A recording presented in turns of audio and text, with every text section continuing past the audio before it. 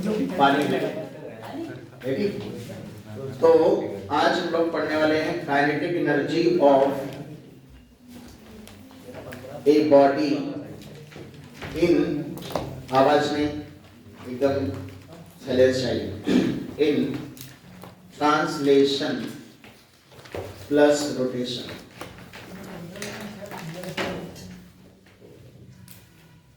Kinetic energy की बात करने वाले बच्चों, तो एक स्टैंडर्ड फॉर्मूला हम पढ़ चुके हैं जब हमने सेंटर ऑफ मास वाला चैप्टर पढ़ा था कि किसी भी सिस्टम की बॉडी की काइनेटिक एनर्जी को बच्चों हम इस तरह से लिख सकते हैं कि kinetic energy of any body with respect to ground, ground के फ्रेम में, ग्राउंड के रिस्पेक्ट में जो काइनेटिक एनर्जी होती है वो बॉडी की काइनेटिक एनर्जी उसके सेंटर ऑफ मास के रिस्पेक्ट में लिखते हैं, पहले सेंटर ऑफ मास के रिस्पेक्ट में लिखते हैं, प्लस सेंटर ऑफ मास की काइनेटिक एनर्जी बच्चों ग्राउंड के रिस्पेक्ट में लिखते हैं। ये एक फॉर्मूला है जो हमने लास्ट प्रीवियस चैप्टर में डिस्कस किया है, सभी को याद होना चाहिए, रिजल्ट है ना, याद है कि नहीं? Yes sir. और टू पार्टिकल सिस्टम में हमने कहा था कि इसका तो कोई फिक्स फॉर्मूला नहीं, पर इसका फॉर्मूला होता है half total mass into velocity of centre of मास का होल स्क्वायर। इसका कोई फिक्स फॉर्मूला नहीं, पर इसके लिए टू पार्टिकल सिस्टम में एक फॉर्मूला बताया था, हाफ म्यू वी रिलेटिव। सुनो, ये है, फिर से समझ लो, ये किसी भी बॉडी की ग्राउंड के फ्रेम में काइनेटिक एनर्जी है। पहले क्या लिखेंगे, कोई भी बॉडी अगर कंबाइंड ट्रांसलेशन प्लस रोटेशन कर रही है तो हम पहले बॉडी की kinetic energy centre of mass के रिस्पेक्ट में लिखेंगे और फिर सेंटर ऑफ मास की काइनेटिक एनर्जी ग्राउंड के रिस्पेक्ट में लिखेंगे, है ना। ये वाली जो काइनेटिक, सुनो, कोई रिजिड बॉडी है, एनी रिजिड बॉडी, तो हमने आपको एक बात बताई थी बेटा कि रिजिड बॉडी में, कोई भी रिजिड बॉडी है प्लेनर मोशन कर रही है, मतलब प्लेनर मोशन कर रही है, तो उसके किसी भी एक पार्टिकल के रिस्पेक्ट में अगर हम देखेंगे तो किसी भी एक पॉइंट के रिस्पेक्ट में देखेंगे तो सारे पार्टिकल क्या करते नजर आएंगे, सर्कुलर मोशन। रिजिड बॉडी के किसी भी एक पॉइंट के रिस्पेक्ट में बाकी के सारे पार्टिकल सर्कुलर मोशन करते हुए दिखाई पड़ते हैं। यानी कि बच्चों, रिजिड बॉडी के अगर मैं सेंटर ऑफ मास की बात भी कर रहा हूं तो सेंटर ऑफ मास के रिलेटिव में जब हम जाएंगे तो बॉडी का मोशन कैसा दिखाई पड़ेगा, रोटेशन। जितने भी कभी सेंटर ऑफ मास के रिलेटिव में जाओगे तो सेंटर ऑफ मास कहाँ पे आ जाएगा, रेस्ट पर, है ना बेटा। जिसके फ्रेम में जाते हैं वो कहाँ पे आ जाता है, रेस्ट पे। तो जितने भी ट्रांसलेटरी मोशन होंगे वो आप ऑब्जर्व नहीं करते हो किसी भी, हालांकि ये बात सिर्फ सेंटर ऑफ मास के लिए ट्रू नहीं है, ये बात बॉडी के किसी भी पॉइंट के लिए ट्रू है कि आप बॉडी के किसी भी पॉइंट पर बैठ जाओगे तो सारे ट्रांसलेटरी मोशन आपको नहीं दिखाई पड़ेंगे, केवल कैसे मोशन दिखाई पड़ेंगे। यानी कि बॉडी के जब सेंटर ऑफ मास के रिलेटिव में जाकर देखोगे तो कौन सा मोशन ऑब्जर्व करोगे, रोटेशनल मोशन। और रोटेशनल मोशन में कौन सी काइनेटिक एनर्जी होती है, हाफ आई ओमेगा स्क्वायर। तो बच्चों, ये वाला जो टर्म होता है इसका फॉर्मूला होगा हाफ आई ओमेगा स्क्वायर। आई किसके रिस्पेक्ट में है, सेंटर ऑफ मास से पास होने वाली एक्सिस क्या अबाउट होगा, बिकॉज़ काइनेटिक एनर्जी किसके रिस्पेक्ट में लिखी जा रही है, और ये होता है टोटल सेंटर ऑफ मास की काइनेटिक एनर्जी। मतलब पूरा मास सेंटर ऑफ मास पे रख दो, 1/2 पूरा मास सेंटर ऑफ मास पे रख दो, सेंटर ऑफ मास की स्पीड से उसको तोड़ा। तो इस तरह से बच्चों हम किसी भी बॉडी की काइनेटिक एनर्जी जो ग्राउंड के फ्रेम में लिखेंगे वो इस तरह से लिखेंगे।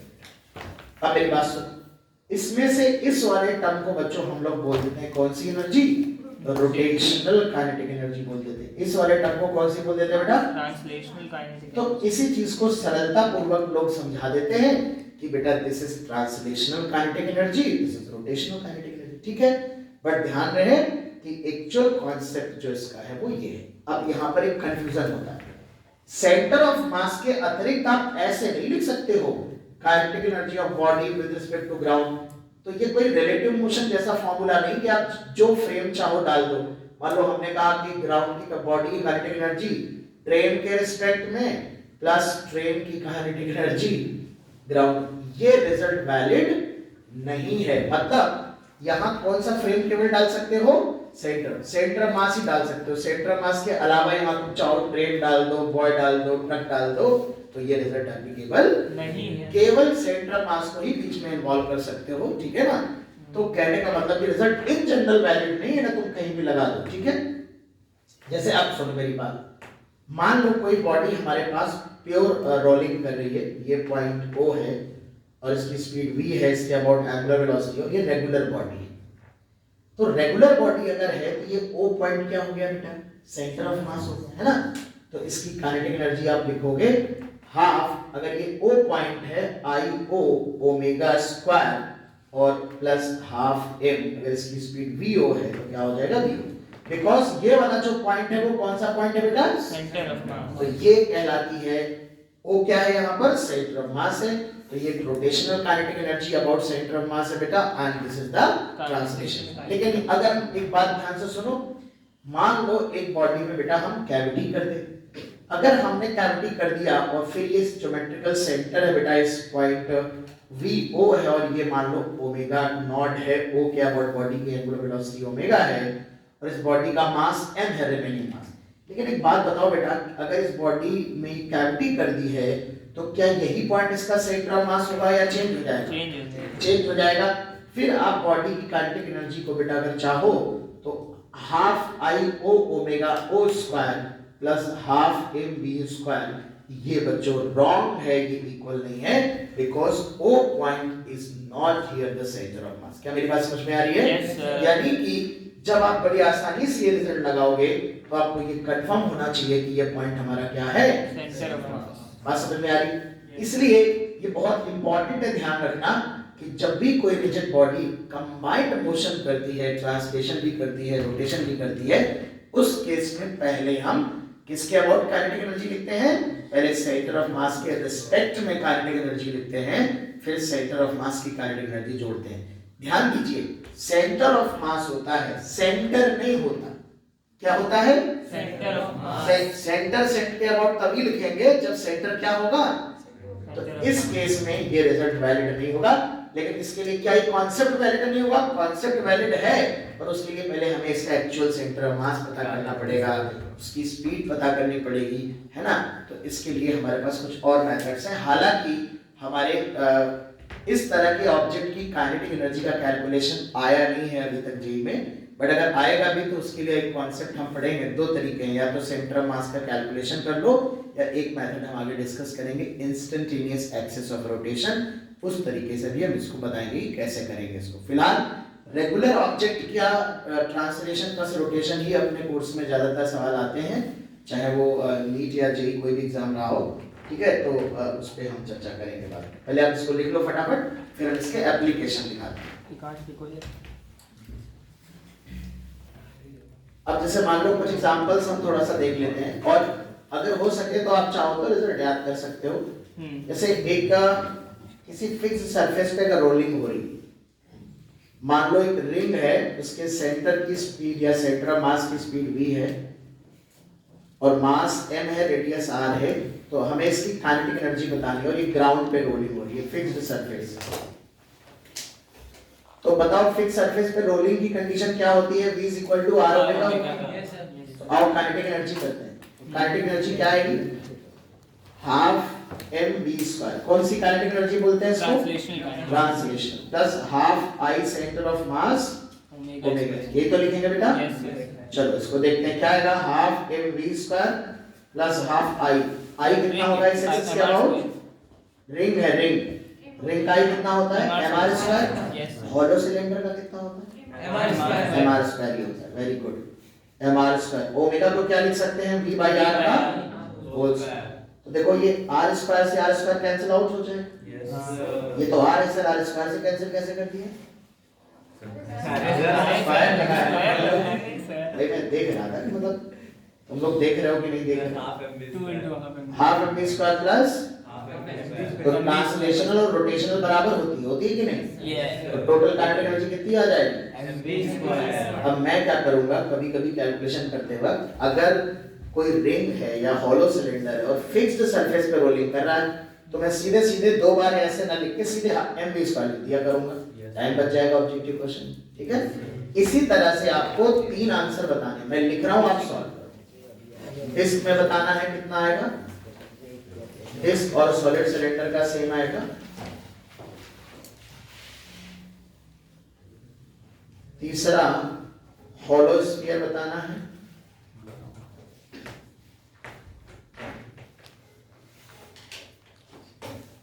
हॉलो स्फीयर बताना है। चौथा सेम नहीं आएगा, गधे कहेंगे।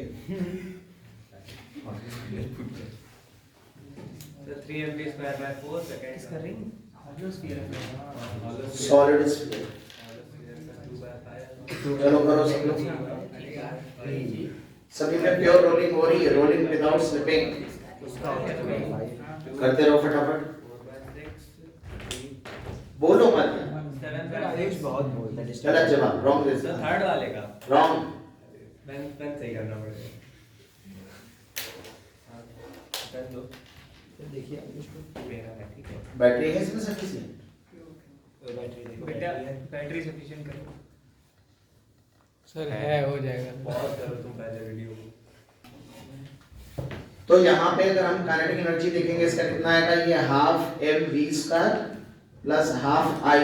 आई हो जाएगा सेंटर मास के about M R square by 2 is axis के अबाउट ओमेगा स्क्वायर हो जाएगा वी बाई आर का स्क्वायर। तो ये शायद 3/4 आ रहा है सभी का। Yes sir. ओके, सिमिलरली इसका आएगा, चेक करो सभी लोग, 5/6 एम वी स्क्वायर और इसका आएगा 7/10 एम वी स्क्वायर। चेक करो, देखो मैच कर रहा है कि और भी मैच कर रहा है। वेरी गुड बेटा, शर्म करो, पहली दूसरी क्लास है उसकी, फटाफट कर लिया उसने। तो यहाँ पर इस काइनेटिक एनर्जी का जैसे हमें यूज भी करना पड़ सकता है, थोड़े से कुछ क्वेश्चंस करते हैं। अब एक चीज सबसे पहले देखो, एक क्वेश्चन हम लोग करते हैं। ये हमारे पास एक फिक्स्ड वेज है, ये फिक्स्ड है बेटा, रफ है बेटा, और एक बॉल को हमने यहां से छोड़ दिया, एक बॉल को यहां से छोड़ दिया हमने, फिक्स्ड और रफ बॉल है, यहां से छोड़ दिया, और ये सेंटर ऑफ मास है इसका, इसकी रेडियस r है और ये यहां से h हाइट पे है, और रेस्ट से रिलीज किया है इसको, रेस्ट से वेलोसिटी 0 है, और रफ है, और यहां पर दिया गया है कि जब ये बॉल नीचे आ रही है तो प्योर रोलिंग कर रही है ये बॉल, स्लिप नहीं कर रही है। तो बताना है जब ये बॉटम पे पहुंचेगी तो इसकी स्पीड क्या होगी, आपको v की वैल्यू बतानी है, और रास्ते में कहीं पर भी बॉडी स्लिप नहीं करी है, प्योर रोलिंग हुई है। इनिशियली बॉल रेस्ट पे थी, बॉल को आप सॉलिड स्फीयर मान सकते हो, बॉल एक सॉलिड स्फीयर है, आपको ऐसा कहना है, मास m है, रेडियस r है, और ग्राउंड के लेवल से जहां वेज रखी है यहां से इसका centre of mass initially h height पे, वेलोसिटी निकालनी है। हाँ वेलोसिटी निकालनी है कि जब नीचे आएगा तो उसकी वेलोसिटी क्या होगी। सो एक कॉन्सेप्ट समझ लो बच्चों, क्या कॉन्सेप्ट यूज करोगे ये समझ लो बेटा। यहाँ पर अगर आप देखोगे तो 3 फोर्सेस लग रहे हैं, एक नॉर्मल रिएक्शन लग रहा होगा जो बॉल के सेंटर से पास होगा, और एक mg लग रहा होगा, एक कांटेक्ट पे फ्रिक्शन फोर्स लग रहा होगा। बेटा नॉर्मल रिएक्शन हमेशा परपेंडिकुलर होगा कि नहीं? yes. तो नॉर्मल रिएक्शन का वर्क डन कितना होता है बता चुका हूं, वर्क पावर एनर्जी में 0 होता है बेटा। Fs का वर्क डन भी यहाँ पर कितना होगा 0, क्योंकि ये कांटेक्ट पॉइंट पर कोई मोशन नहीं हो रहा है बेटा, रिलेटिव मोशन है ना। तो यहाँ पर याद रखना फ्रिक्शन का वर्क डन यहाँ पर बॉल के लिए कितना होगा, केवल कौन वर्क करेगा, ग्रेविटी, और ग्रेविटी यहाँ पर कैसा फोर्स है बच्चों, कंजर्वेटिव फोर्स है। तो जब हमने बताया था किसी सिस्टम में केवल कंजर्वेटिव फोर्स वर्क करते हैं तो उसकी मैकेनिकल एनर्जी कंजर्व रहेगी, और कैसे कंजर्व करते हैं, initial potential energy plus initial kinetic energy equal to final potential energy plus. अब पोटेंशियल एनर्जी के लिए तो हम सारा मास कहाँ मान लेते हैं, सेंटर ऑफ मास पे। अगर हम बॉडी की पोटेंशियल एनर्जी लिख रहे हैं यूनिफॉर्म ग्रेविटी में तो सेंटर ऑफ मास पे मास मान लेते हैं, है ना, और उसके लिए mgh वगैरह लिख लेंगे चेंज के लिए। काइनेटिक एनर्जी यहाँ पर बॉडी क्या करेगी, रोलिंग करेगी कि नहीं? तो काइनेटिक एनर्जी क्या लिखोगे, half M V centre of mass square plus half I centre of mass into omega square. इसको जोड़ दें अगर सॉलिड स्फीयर के लिए, नीचे की सरफेस कैसी है, फिक्स्ड, तो फिक्स सरफेस पे अभी थोड़ी देर पहले कैलकुलेशन किया था, याद रह जाए तो अच्छी बात है, नहीं तो पूरा फिर से करना पड़ेगा। तो सॉलिड स्फीयर का कितना निकाला था, 7/10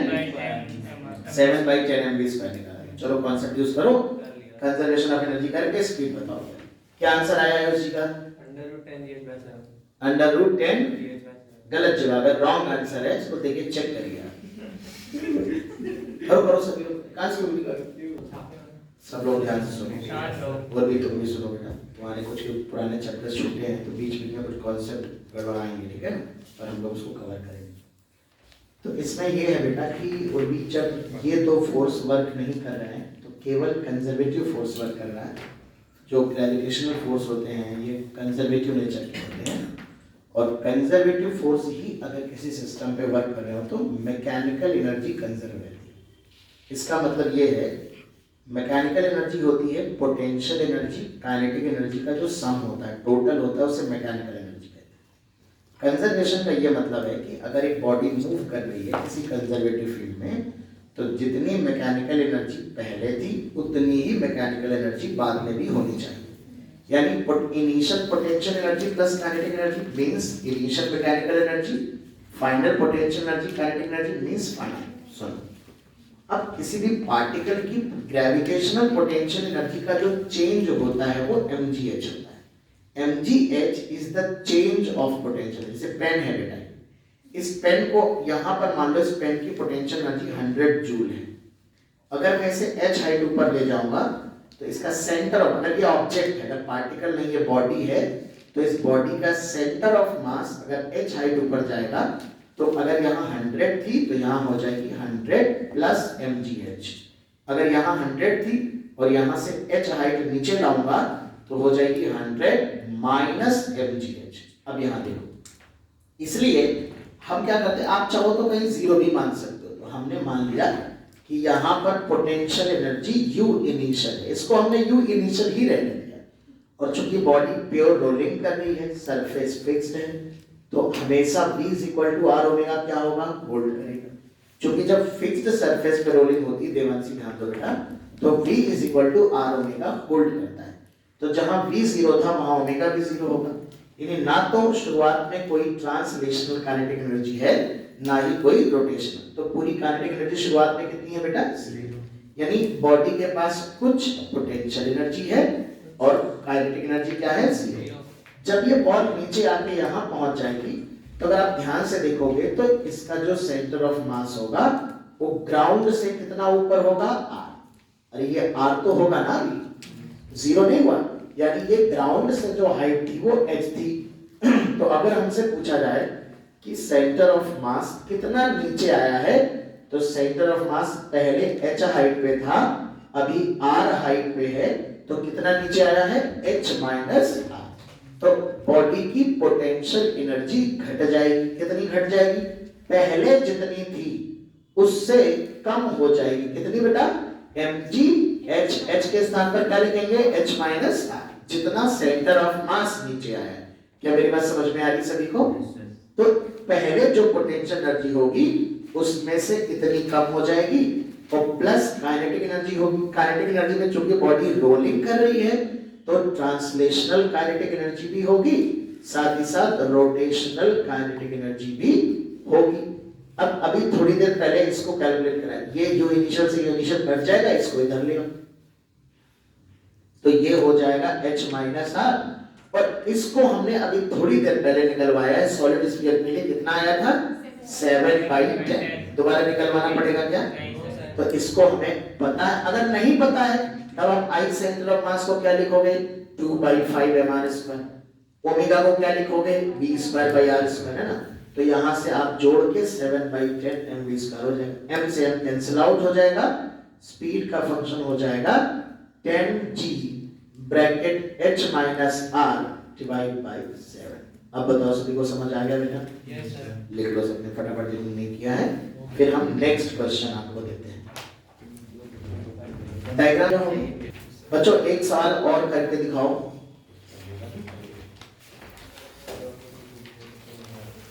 अब की बार थोड़ा सा उल्टा कर दिया क्वेश्चन में, ये फिक्स्ड है, वेज है, रफ है और प्योर रोलिंग हो रही है। Pure rolling,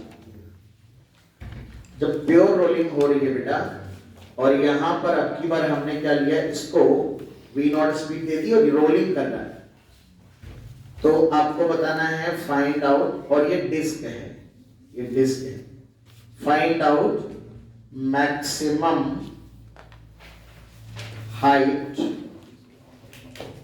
attained by center of mass from its initial position.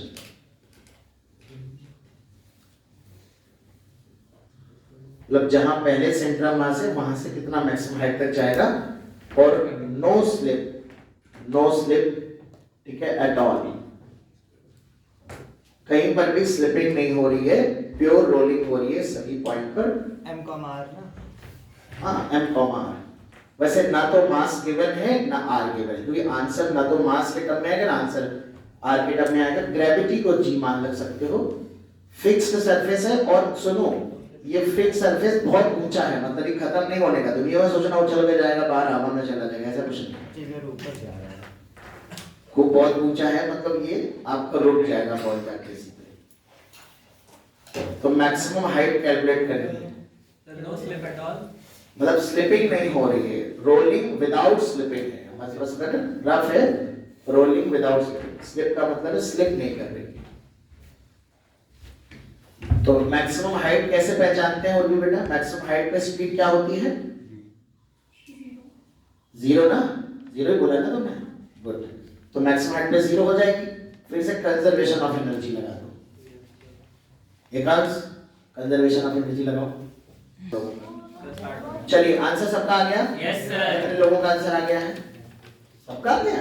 Yes एकांश देवांशी आ गया कर देते हैं एकांश है, नहीं सर, कोई नहीं, एकांश हम ट्राई नहीं करते हो यार। एकांश सोच रहा है कि जब इन लोगों में रोटेशन नहीं हो रही तो हम तो कैसे करते हैं, रोटेशन की नहीं है अपने कोर्स की, ठीक है। आओ तो एनर्जी कंजर्व कर लेते हैं, इसको इनिशियल पोटेंशियल एनर्जी में U1 मान लेता हूं, तो इनिशियल पोटेंशियल एनर्जी U1, और इसका जो सेंटर ऑफ मास है इस वाले लेवल से ना, इस वाले लेवल से सेंटर ऑफ मास मान लो h हाइट ऊपर तक जा रहा है, यहाँ पे फाइनली बॉडी रुक जाएगी तो ओमेगा 0 हो जाएगा, v 0 हो जाएगा, क्योंकि प्योर रोलिंग हो रही है ना। यस तो v r ओमेगा होल्ड करेगा, यस जहां पे v 0 होगा वहीं पे ओमेगा 0 हो जाएगा, राइट।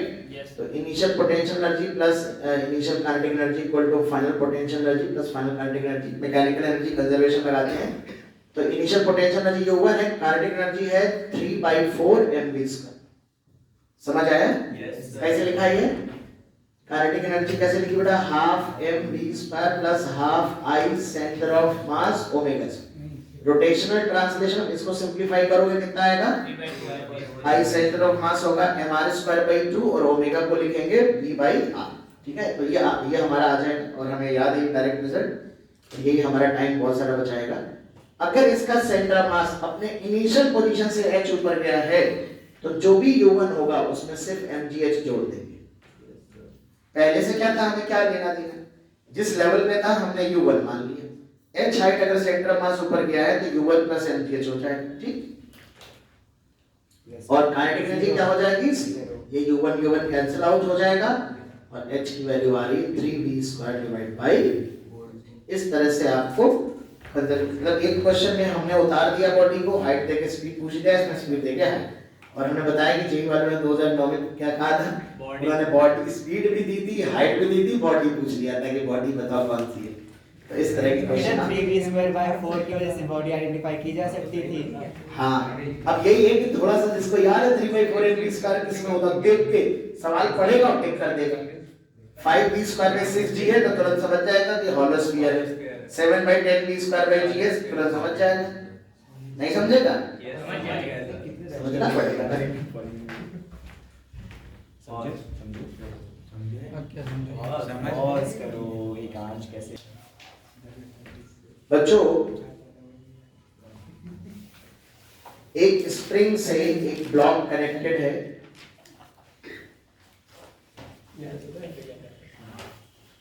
एक स्प्रिंग से एक ब्लॉक कनेक्टेड है, स्प्रिंग कांस्टेंट K है, और अभी ये नेचुरल लेंथ पे स्प्रिंग है, और ये मान लेते हैं कि एक हमारे पास डिस्क है, ये डिस्क है जिसका मास m और रेडियस r है, और इसको इनिशियल स्पीड v0 दे दी, और ये प्योर रोलिंग कर रहा है, तो ऑफ कोर्स एंगुलर वेलोसिटी होगी, बट वो गिवन नहीं है। क्योंकि वो अगर आपको v नॉट गिवन है तो you can calculate angular velocity. Natural length पर है, स्प्रिंग कांस्टेंट k है, ये सरफेस बच्चों रफ, ऐसी सरफेस है रफ है, तो आपको बताना है फाइंड आउट पहला सवाल speed of centre of mass at elongation x।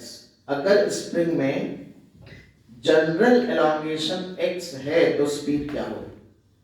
दूसरा find out maximum elongation, find out maximum elongation, और ये आपको गिवन है कि जो यहां पर रोलिंग हो रही है वो रोलिंग विदाउट स्लिपिंग हो रही है।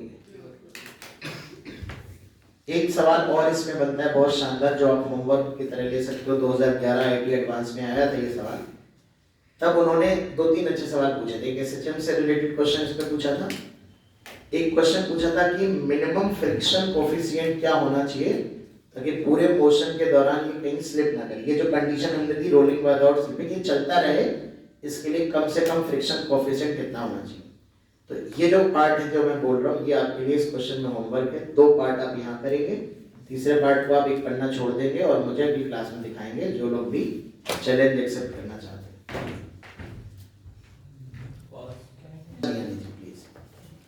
तो यहाँ पर आप सबने ट्राई किया, कुछ लोगों ने सेकंड पार्ट का आंसर निकाल लिया है, पर कुछ लोगों ने शायद फर्स्ट पार्ट का आंसर किसी ने निकाला है क्या? निकाल लिया, वेरी गुड, बड़ी खुशी हुई आपसे मिलके।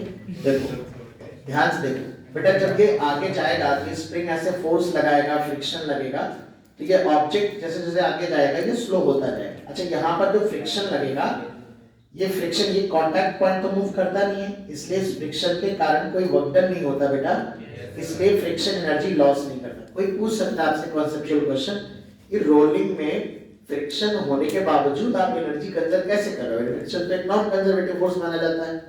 हालांकि स्टैटिक फ्रिक्शन कभी भी नेट वर्क डन सिस्टम पे नहीं करता, उसका नेट वर्क हमेशा 0 होता है। लॉस कौन करता है एनर्जी की? Kinetic friction. पर यहाँ पे कौन सा फ्रिक्शन है? दूसरी बात ये भी है कि ये बॉडी पर वर्क नहीं कर रहा है, क्योंकि यहाँ पर जो भी फ्रिक्शन लगेगा वो इस पॉइंट पे लगेगा, और इस पॉइंट की वेलोसिटी क्या है? 0। तो फ्रिक्शन की जो पावर होगी F डॉट V पावर होती है F force into velocity into cos theta. बात नहीं आयुष, F डॉट V जो मेरी बात है सुनो ध्यान से जो मैं बोल रहा हूँ, हाँ, तो F डॉट V जो पावर होती है F V cos थीटा वो 0 होगी, बिकॉज फोर्स तो लग रहा है पर इस पॉइंट में कोई मोशन नहीं, कोई वेलोसिटी नहीं, इसलिए फ्रिक्शन यहाँ ना तो एनर्जी ले रहा है ना ही एनर्जी दे रहा है।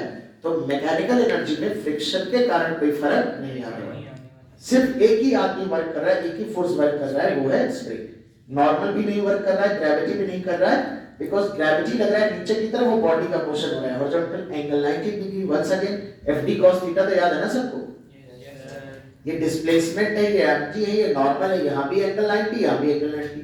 फोर्स और डिस्प्लेसमेंट के बीच में एंगल अगर 90 डिग्री हो तो वर्क डन क्या होता है? 0। हाँ, तो यहाँ पर केवल कौन वर्किंग कर रहा है? स्प्रिंग। और स्प्रिंग का फोर्स कैसा होता है? कंजर्वेटिव नेचर का होता है। यहाँ पर भी मैकेनिकल एनर्जी सिस्टम की कंजर्व रहेगी। तो जैसे जैसे ये बॉडी आगे बढ़ेगी और जैसे जैसे इसमें एलोंगेशन बढ़ेगा तो इसकी स्पीड घटती जाएगी, बिकॉज इस पे स्प्रिंग का फोर्स पीछे की तरफ लगेगा, जो इस बॉडी में रिटार्डेशन डेवलप करेगा, ये kx लगेगा और फ्रिक्शन ऐसे लगेगा, ठीक है ना। तो ये बॉडी की स्पीड धीरे धीरे घटती जाएगी और ओमेगा भी धीरे धीरे घटती जाएगी, लेकिन चूंकि ऑल द टाइम रोलिंग हो रही है तो हमेशा v = r ओमेगा मेंटेन रहेगा। तो अभी हमने एक जनरल एलोंगेशन लिया है कि अगर x एलोंगेशन हुआ है तो स्पीड क्या होगी, तो मैकेनिकल एनर्जी सिस्टम भी कंजर्व रहेगी बेटा, है ना। कुछ पोटेंशियल, कुछ काइनेटिक एनर्जी घटेगी जो स्प्रिंग की पोटेंशियल एनर्जी में चली जाएगी। तो जिस फॉर्मेट में हम अप्लाई करते हैं उसी फॉर्मेट में हम लगा लेंगे, u initial plus k initial, u final plus k final. अब बॉडी में यहाँ पर 2 प्रकार की पोटेंशियल एनर्जी, एक ग्रेविटेशनल पोटेंशियल एनर्जी बॉडी की है और एक स्प्रिंग की पोटेंशियल एनर्जी है। लेकिन बॉडी का जो मोशन हो रहा है वो हॉरिजॉन्टल लेवल पे हो रहा है, तो उसके सेंटर ऑफ मास की हाइट ना तो बढ़ रही है ना घट रही है। अरे समझ पा रहे हैं कि नहीं? तो इसकी ग्रेविटेशनल पोटेंशियल एनर्जी में कोई इंक्रीज या डिक्रीज नहीं हो रहा, जितनी पहले होगी उतनी बाद में होगी, तो दोनों साइड से कैंसिल आउट हो जाएगी। तो आप चाहो तो मैंने आपको पढ़ा रखा है सब वर्क फॉर एनर्जी में कि जब बॉडी के सेंटर ऑफ मास का लेवल ना चेंज हो, कोई बॉडी हॉरिजॉन्टल लेवल पे मोशन करे, तो हम उसकी पोटेंशियल एनर्जी को चाहें तो कंजर्वेशन ऑफ एनर्जी की इक्वेशन में ना लिखें, कोई फर्क नहीं पड़ता उससे। अगर आप चाहो तो लिख सकते हो, तो मैं यहाँ लिख देता हूँ इनिशियल एनर्जी में दो चीजें लिख देता हूँ। एक तो बॉडी की ग्रेविटेशनल पोटेंशियल एनर्जी होगी, मान लिया कि यू बॉडी है, ठीक है, स्प्रिंग अभी रिलैक्स है, स्प्रिंग की पोटेंशियल एनर्जी हाफ की एक्स स्क्वायर होती है। जब शुरुआत में कोई इलॉन्गेशन या कंप्रेशन ही नहीं है तो काइट की पोटेंशियल एनर्जी x 0 है बेटा। और काइनेटिक एनर्जी कौन है यहाँ पे, डिस्क है, तो half m v not square plus half i omega square, यही तो होगा ना। तो क्या मैं इसको इकट्ठे लिख दूं 3/4 m v नॉट स्क्वायर, क्योंकि मैं पढ़ा चुका हूं कि जब हम इसका half m v square translational और रोटेशनल काइनेटिक एनर्जी जोड़ेंगे तो जोड़ने के बाद कितना आएगा 3/4 m v स्क्वायर आएगा। लेकिन ये तभी आता है जब फिक्स सरफेस पर रोलिंग हो, जो v r ओमेगा होल्ड करे, नहीं तो आपको अलग अलग लिखना पड़ेगा। आपको लिमिटेशन पता होनी चाहिए डायरेक्ट अगर रिजल्ट यूज कर रहे हो, ठीक है। तो यहाँ पर फाइनल पोटेंशियल एनर्जी क्या होगी, स्प्रिंग में आ जाएगी बेटा इतनी और बॉडी की उतनी रहेगी, बॉडी की उतनी रहेगी, बस स्प्रिंग में और आ जाएगी। तो ये u फाइनल है सिस्टम में, दो लोगों की पोटेंशियल एनर्जी है, और काइनेटिक एनर्जी क्या हो जाएगी 3/4 mv स्क्वायर। u बॉडी से u बॉडी कैंसिल आउट हो जाएगा। v का फंक्शन हमें चाहिए, तो यहाँ पर आ जाएगा क्या फंक्शन आ जाएगा, तो ये 3/4 mv naught square minus x square by 2 is equal to 3 mv square by 4। तो यहाँ से आप इसको कैंसिल आउट कर दोगे और मुझे लगता है कि आप यहाँ से v का फंक्शन निकाल लोगे। तो v का फंक्शन निकालोगे तो ये आएगा v not square minus 2k divide by 3m into x square का अंडर रूट। क्या ये स्पीड का फंक्शन आ रहा है, नहीं आ रहा है ना, तो गलत है ना आपका, ठीक है, कोई बात नहीं, अब सीख लो, हम इसको इस तरह से करेंगे। तो ये हमारा बच्चों स्पीड जनरल एलोंगेशन पे इतनी स्पीड आ जाएगी x के टर्म में। इसमें किसी को डाउट है कोई? अब देखो ध्यान से, मैक्सिमम एलोंगेशन का मतलब क्या है बेटा, जब ये बॉडी धीरे धीरे स्लो होते होते क्या हो जाएगी, रुक जाएगी। जब इसकी स्पीड 0 हो जाएगी और ओमेगा भी 0 हो जाएगा, उस वक्त जो स्प्रिंग में एलोंगेशन होगा वो कैसा होगा, मैक्सिमम एलोंगेशन होगा। यानी कि अगर मुझे सेकंड पार्ट को सॉल्व करना है तो सेकंड पार्ट को कैसे सॉल्व करेंगे, इनिशियल पोटेंशियल एनर्जी बॉडी की लिख लेंगे बेटा, स्प्रिंग में रिलैक्स है और शुरुआत में काइनेटिक एनर्जी कितनी है 3/4 mv नॉट स्क्वायर। बाद में बॉडी की पोटेंशियल एनर्जी में तो कोई चेंज नहीं आएगा, स्प्रिंग की पोटेंशियल एनर्जी हो जाएगी kx स्क्वायर बाई 2। मान लेते हैं मैक्सिमम एलोंगेशन x मैक्स है और चूंकि बॉडी रुक जाएगी उस समय, तो बॉडी की काइनेटिक एनर्जी क्या हो जाएगी 0। ये कैंसिल आउट हो जाएगा, यहाँ से x मैक्सिमम जो आ रहा है वो under root 3m divide by 2k और बाहर जो आएगा वो v नॉट आ जाएगा। तो इस तरह से फर्स्ट पार्ट का आंसर है किसी जनरल x पे जब बॉडी नहीं रुकी है किसी इंटरमीडिएट वैल्यू पे, और ये फाइनल जब बॉडी रुक जाएगी एक मोमेंट के लिए, this is the moment of maximum deformation of this way, ठीक है। तो यहाँ पर सिंपल देखना है। अब आप एक बार समझो जरा, ये बॉडी की एनर्जी दोनों तरफ बराबर है, अगर मैं इसको नहीं लिखता तो कोई समस्या तो खड़ी होती नहीं। तो इसलिए कभी भी अगर हम कंजर्वेशन ऑफ एनर्जी लिख रहे हैं और बॉडी की ग्रेविटेशनल पोटेंशियल एनर्जी में चेंज नहीं आ रहा है, तो we can ignore that particular term from conservation of energy equation, ठीक है। तो लिख लो इसको जल्दी से फटाफट, फिर हम लोग एक कैलकुलेशन और करेंगे, याद रहेगा। तो ये क्वेश्चन आपको होमवर्क में करना है। ये एक फिक्स्ड है और के है, एक बॉडी को यहां से रेस्ट से रिलीज किया है और ये शुरुआत में स्प्रिंग रिलैक्स्ड है, रिलैक्स्ड स्प्रिंग है, रेस्ट से रिलीज किया है और ये पुली का मोमेंट ऑफ इनर्शिया आई और रेडियस आर। ये जो थ्रेड है स्ट्रिंग है, ये पुली पे स्लिप नहीं कर रही, पुली रोटेट करेगी। तो आपको दो चीजें बतानी जब हम इसको छोड़ेंगे, एक तो ब्लॉक की मैक्सिमम स्पीड बतानी है और दूसरा ये बताना है कि ये स्प्रिंग में मैक्सिमम एलोंगेशन कितना होगा और इस ब्लॉक की मैक्सिमम स्पीड क्या होगी, ठीक है ना। तो ये आपको नोट करना है, 5 मिनट का टाइम मिलेगा, 55 पे सर आ जाएंगे, ठीक है।